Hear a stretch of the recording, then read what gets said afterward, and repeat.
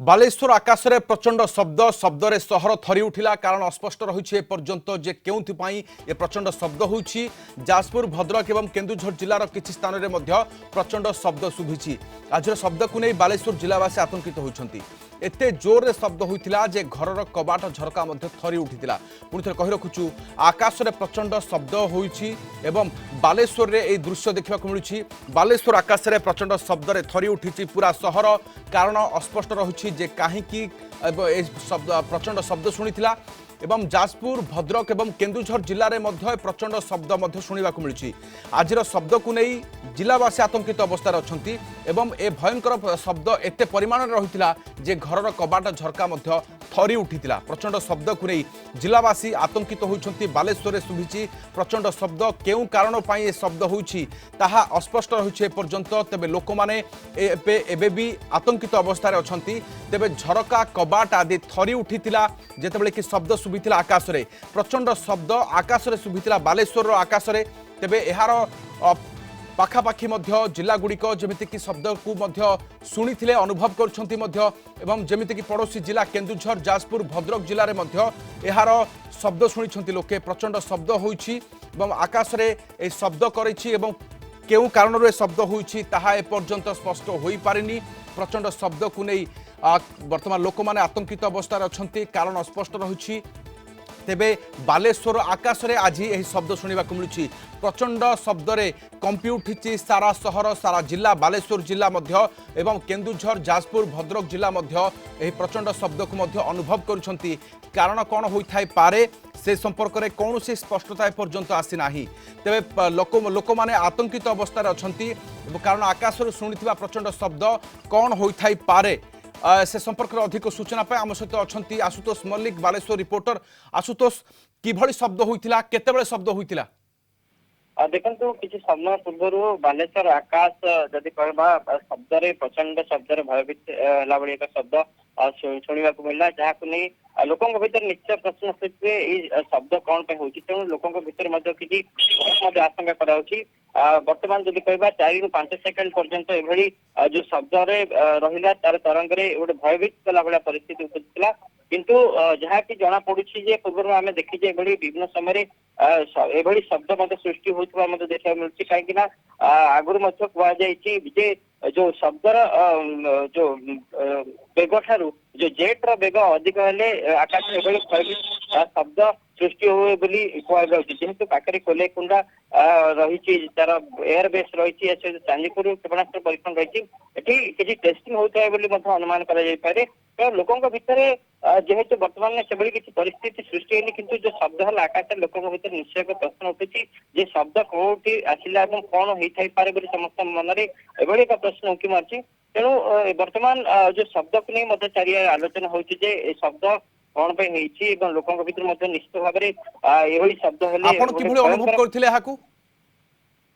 देखो प्रति वर्ष एभली आमे देखिचे गत 6 मास तले एक शब्द होता जहाँकि आमे देखिचे केन्द्रापड़ा भद्रक एवं बालेश्वर सहित मयूरभंज शब्द देखा मिलता। तो निश्चित भाव वर्तमान जो शब्द शुणा मिली निश्चित भाव लोकों भीतर एक प्रकार भय संचार होती कहीं कोटि किसी भूमिकंप होता है कहीं पूर्व देखीचे विभिन्न देश मान भूमिकंप हो लोकों भीतर से किसी आशंका रही जाऊँगी किंतु वर्तमान से किसी परिस्थिति ना जो शब्द होती शब्द को नहीं लोक सत्यजित सोम जोड़ी होती मयूरभंज ब्यूरो हेड मयूरभंज आकाश केमी रही शब्द केमी अनुभव कर सत्यजित? निश्चित भाव देखो राजेश प्राय कहीपर आम 11:08 समय एक प्रचंड शब्द आकाश में सृष्टि होता समग्र अंचल एक थरी उठीला किसी समय मात्र 4 सेकेंड कहीपर समग्र अंचल थरी उठीला जहाँकि एक प्रकार आतंक खेल समस्त मध्य समस्त एक प्रकार भूमिकंप होता आशंका करते मात्र एपर्यंत कौन स्पष्ट सूचना मिलना मात्र कौन शब्द सृष्टि शब्द केमिति थिला? ଶବ୍ଦ ଏକ ବିରାଟକାୟ ଶବ୍ଦ, ଏକ ବଡ ବାଣ ଫୁଟିଲା ଭଳି ଶବ୍ଦ ଥିଲା, ଯାହାକି ଏକ ପ୍ରକାର ସମଗ୍ର ଅଞ୍ଚଳକୁ ଚକିତ କରିଦେଇଥିଲା। ଯେଭଳି ଭାବେ କି କହିବା ବିଶାଳ ଶବ୍ଦ ଏକବାର ଫାଟି ପଡିଥିଲା ଏବଂ ସେଇ ସମୟରେ ହିଁ ଯେତେବେଳେ ଶବ୍ଦ ହେଇଥିଲା ସେଇ ସମୟରେ ହିଁ ସମଗ୍ର ଅଞ୍ଚଳ ଥରି ଉଠିଥିଲା। ଘରର କାନ୍ଥ କାଞ୍ଚ ସବୁ ଏକ ପ୍ରକାର ଥରିବାର ଦେଖିବାକୁ ମିଳିଥିଲା ଏବଂ ଏଇ 4 ସେକେଣ୍ଡର ଯୋଉ ଶବ୍ଦ ଥିଲା ତା ଏକ ପ୍ରକାର ଭୂମିକମ୍ପର ଭ୍ରମ ସୃଷ୍ଟି କରିଥିଲା। ତେଣୁ ସମସ୍ତେ ଏକ ପ୍ରକାର ଆଶଙ୍କା କରୁଛନ୍ତି ଯେ ଭୂମିକମ୍ପ ହୋଇଥାଇପାରେ। ଯେହେତୁ ବର୍ତ୍ତମାନ ଚାରିଆଡେ ଭୂମିକମ୍ପ ହଉଛି, ସେଇ ଆଶଙ୍କାରେ ମୟୂରଭଞ୍ଜ ଜିଲ୍ଲା ସମେତ ଅନ୍ୟାନ୍ୟ ଜିଲ୍ଲା ମାନଙ୍କର ଯୋଉ ଶବ୍ଦ ଶୁଣା ଯାଉଛି ଠିକ ଅଛି ତାହା ମଧ୍ୟ ସତ୍ୟଜିତ, ଭୂମିକମ୍ପ ଶବ୍ଦ କେଉଁ ଆଡୁ ଆକାଶ ଆଡୁ ହୋଇଥିଲା? ଯୋଉ ଶବ୍ଦ ଶୁଣା ଯାଉଥିଲା ତାହା ଆକାଶ ମାର୍ଗରୁ ଶବ୍ଦ ଶୁଣିବାକୁ ମିଳୁଥିଲା ଏବଂ ଯୋଉ ଥରିଥିଲା ତାହା ତଳ ଭୂମିରେ ଥରିବା ଦେଖିବାକୁ ମିଳିଥିଲା। ଏବେ ଏପରିକି ପକ୍କା ଘର ମଧ୍ୟ ଥରି ଉଠିଥିଲା। ତ ନିଶ୍ଚିତ ଭାବେ ସମସ୍ତେ କହିପାରୁଥିଲେ, ସେଥିପାଇଁ କହୁଥିଲେ କି ଏହା ଏକ ଭୂମିକମ୍ପ ବୋଲି ଆଶଙ୍କା କରୁଛନ୍ତି, କିନ୍ତୁ ସରକାରୀ ଭାବେ ଏହା ପର୍ଯ୍ୟନ୍ତ ସ୍ପଷ୍ଟି କରାଯାଇ ନାହିଁ।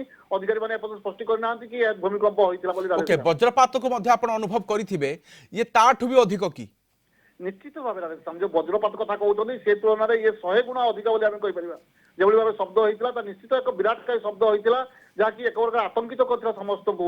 ଏତେ ବଡ ଶବ୍ଦ, ଏତେ ବିରାଟ ଶବ୍ଦ ଯାହାକି ଶୁଣିବାକୁ ମିଳୁଥିଲା ଏବଂ ସେଇ ସମୟରେ ଏକା ସାଙ୍ଗରେ ଯୋଉ ଥରି ଉଠିଥିଲା ସମଗ୍ର ଘର ରାସ୍ତାଘାଟ ସବୁ ଥରି ଉଠିଥିଲା। ନିଶ୍ଚିତ ଭାବେ ଏକ ପ୍ରକାର ସମସ୍ତେ ଆତଙ୍କିତ ହୋଇ ପଡିଥିଲେ ସେଇ କ୍ଷଣରେ ଆମେ କହିପାରିବା ରାଧେଶ୍ୟାମ।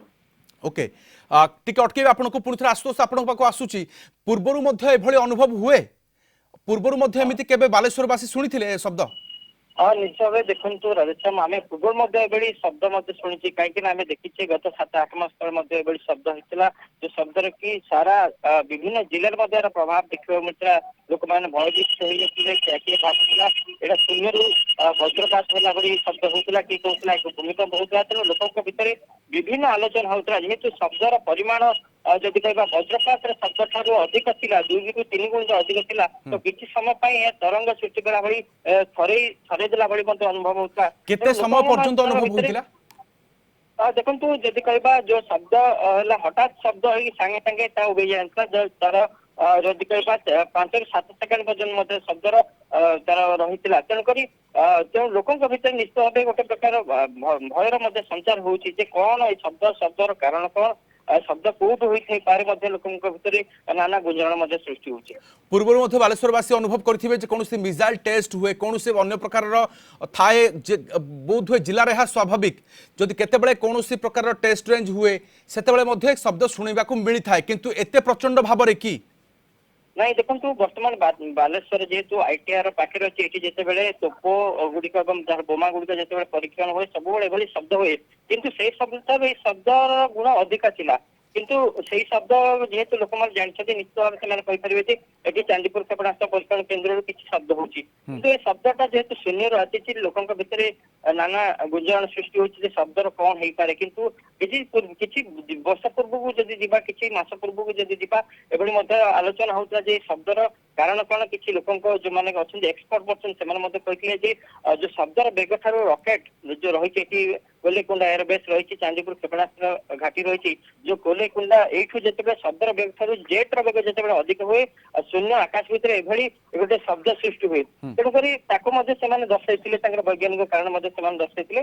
କିନ୍ତୁ ବର୍ତ୍ତମାନ ସୁଦ୍ଧା ଯୋଉ ପ୍ରକାର ଶବ୍ଦ ହଉଛି, ଶବ୍ଦକୁ ନେଇ ଲୋକଙ୍କ ଭିତରେ ମଧ୍ୟ ବିଭିନ୍ନ ଆଲୋଚନା ହଉଛି, ବିଭିନ୍ନ ପର୍ଯ୍ୟାଲୋଚନା ମଧ୍ୟ ହଉଥିବା। ଠିକ ଅଛି ଆଶୁତୋଷ, ଲୋକମାନେ କଣ ଆଲୋଚନା କରୁଛନ୍ତି ବାବଦରେ?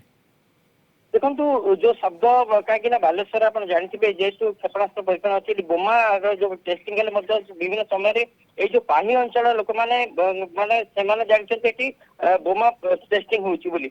କିନ୍ତୁ ବର୍ତ୍ତମାନ ଯେତେବେଳେ ଏଇ ଯୋଉ ଶବ୍ଦର ଯୋଉ ବେଗ ଅଧିକା ଥିଲା, ଶବ୍ଦର ଯୋଉ ତୀବ୍ରତା ଏତେ ଅଧିକା ଥିଲା, ଲୋକମାନେ ନିଶ୍ଚିତ ଭାବେ ଏଠି ଅନୁଭବ କରୁଛନ୍ତି ଯେ ଏଠି କୌଣସି ବୋମା ପଡିଗଲା କି କିମ୍ବା ଶୂନ୍ୟରୁ ବଜ୍ରପାତ ପଡିଲା କି କିମ୍ବା ଭୂମିକମ୍ପ ହେଲା କି, ତ ଏଭଳି ଲୋକଙ୍କ ଭିତରେ ଗୋଟେ ଆଲୋଚନା ହଉଥିବା ଦେଖିବାକୁ ମିଳୁଛି।